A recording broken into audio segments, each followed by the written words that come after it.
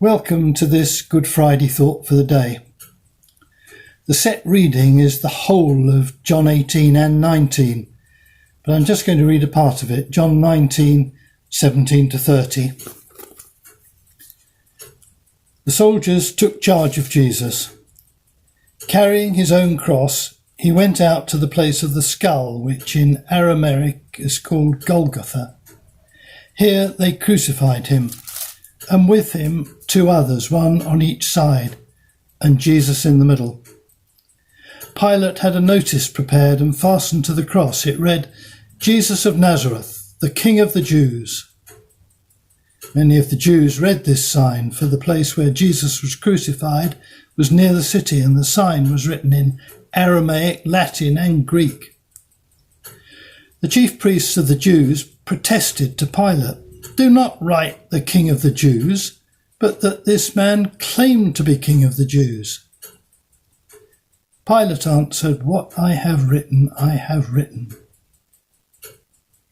When the soldiers crucified Jesus, they took his clothes, dividing them into 4 shares, one for each of them, with the undergarment remaining. The garment was seamless, woven in one piece from top to bottom. "Let's not tear it," they said to one another. "Let's decide by lot who will get it."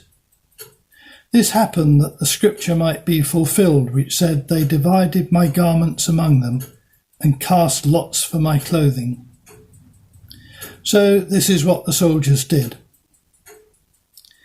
Near the cross of Jesus stood his mother, his mother's sister, Mary the wife of Clopas, and Mary Magdalene.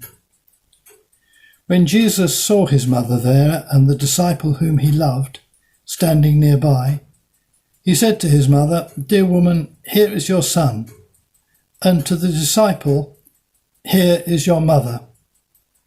From that time on, this disciple took her into his home. Later, knowing that all was now completed, and so that the scripture would be fulfilled, Jesus said, "I'm thirsty." A giant jar of wine vinegar was there, so they soaked a sponge in it, put the sponge on a stalk of the hyssop plant, and lifted it to Jesus' lips. When he had received the drink, Jesus said, "It is finished." With that, he bowed his head and gave up his spirit.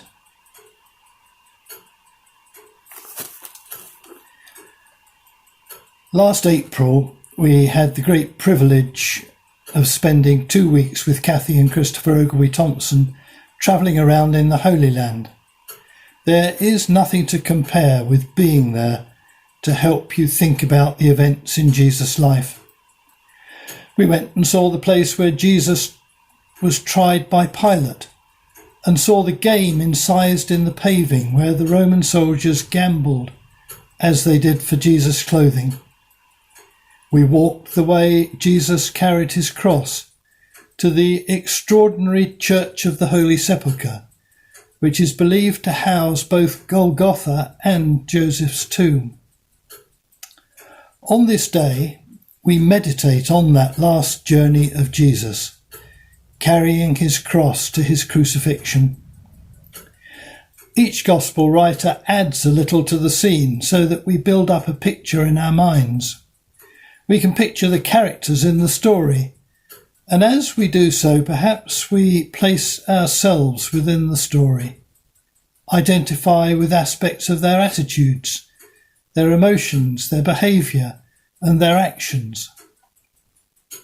There's anger, cruelty, pity, compassion, betrayal, abuse, and hatred, and so much more. And we can ask ourselves where we might place ourselves within that spectrum. And through it all moves Jesus, a captive yet in control, faced with defeat yet achieving victory. He interacts with bystanders, soldiers, thieves and disciples, until the scene reaches its conclusion when Jesus says, "It is finished," and breathes his last. As Jan reminded us on Monday, it is finished is not the despair of I've had it, but the triumph of I've done it. It's the moment of fulfillment of his life's work, our salvation. Good Friday, a day to meditate on this greatest day in history, our Redemption Day. So God bless you as you ponder it through the day.